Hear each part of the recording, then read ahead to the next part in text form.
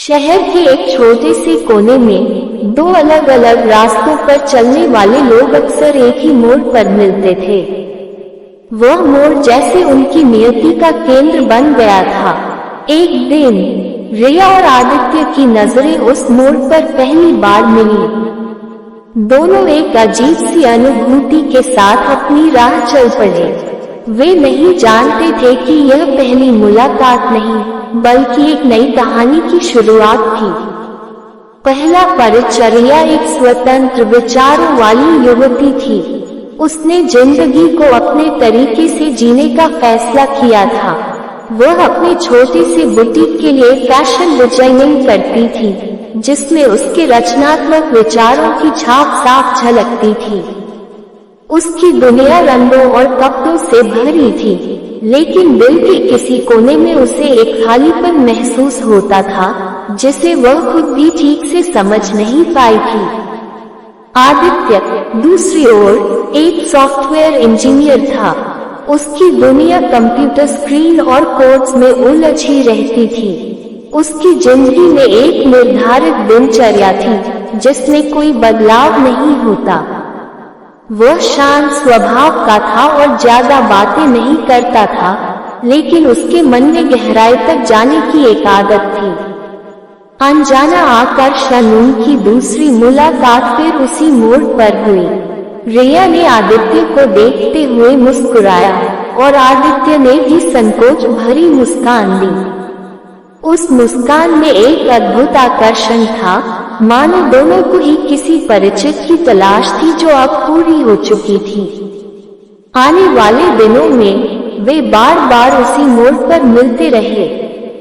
हालांकि उन दोनों ने कभी एक दूसरे से बात नहीं की, लेकिन उनकी नजरें बहुत कुछ कह जाती थी। रिया को आदित्य की संजीदगी और उसकी सरलता ने आकर्षित किया, जबकि आदित्य को रिया की मुस्कान में एक अजीब सा अपनापन महसूस हुआ। पहली बातचीत एक दिन जैसे नियति ने चाहा हो, बारिश ने उनका रास्ता रोक लिया। दोनों उसी मोड़ पर खड़े थे और अचानक तेज बारिश शुरू हो गई। रिया छतरी लाना भूल गई थी और भीगने लगी। आदित्य ने अपनी छतरी उसके साथ बांटने का प्रस्ताव रखा।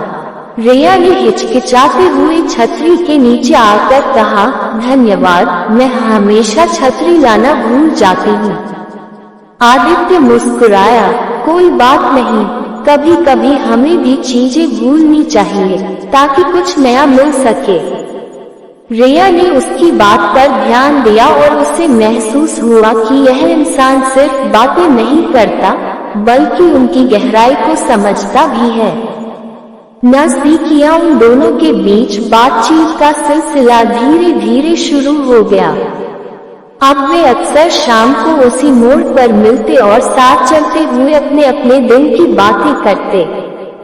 रिया को आदित्य की गंभीरता और उसका सुलझा हुआ स्वभाव पसंद आया। वहीं आदित्य को रिया की जिंदगी के प्रति उसकी सकारात्मक सोच और हंसमुख स्वभाव बहुत भाया।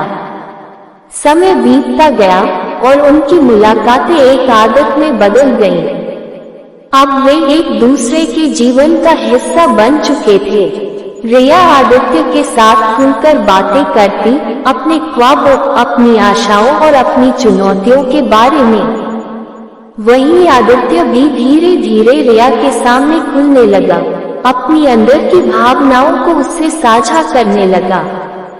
दोस्ती या कुछ और। एक दिन रिया ने मजाकिया लहजे में आदित्य से कहा, क्या हम सिर्फ दोस्त हैं या कुछ और भी?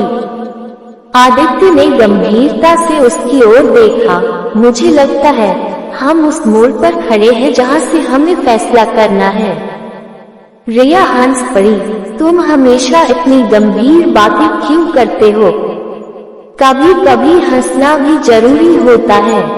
आदित्य भी उसकी हंसी में शामिल हो गया, लेकिन उसकी आंखों में एक सवाल था, क्या ये रिश्ता सिर्फ दोस्ती तक ही सीमित रहेगा या इसमें और भी कुछ है? रिश्ते की दिशारिया और आदित्य के बीच एक अजीब सी खामोशी बढ़ने लगी थी। दोनों ही एक दूसरे के साथ सहज महसूस करते थे, लेकिन कहीं न कहीं रिश्ते को लेकर दोनों असमंजस में थे। रिया जानती थी कि आदित्य उसकी जिंदगी में एक खास जगह बना चुका था, लेकिन वह इस रिश्ते को नाम देने से डर रही थी। दूसरी ओर आदित्य भी कुछ कहने से हिचकिचा रहा था, क्योंकि वह नहीं चाहता था कि उसकी कोई भी बात इस खूबसूरत रिश्ते को बिगाड़ दे।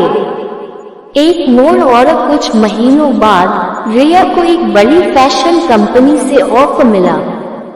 ये ऑफर उसके करियर के लिए एक बड़ा कदम था, लेकिन इसका मतलब था कि उसे शहर छोड़कर जाना पड़ेगा। उसने आदित्य से इस बारे में बात की। मैंने यह ऑफर स्वीकार कर लिया है, रिया ने कहा। शायद यह मेरे लिए एक नया अध्याय होगा। आदित्य ने अपनी भावनाएं छिपाने की कोशिश की, लेकिन उसकी आंखों में उदासी साफ दिखाई दे रही थी। ये तुम्हारे लिए बहुत अच्छा मौका है। मुझे खुशी है कि तुम आगे बढ़ रही हो, आदित्य ने कहा, लेकिन उसके शब्दों में वह खुशी नहीं थी जो वह दिखाना चाह रहा था। बिछड़ने का रिया को भी आदित्य की उदासी महसूस हुई। उसने अपने दिल की बात कहने का फैसला किया। आदित्य, क्या तुम चाहते हो कि मैं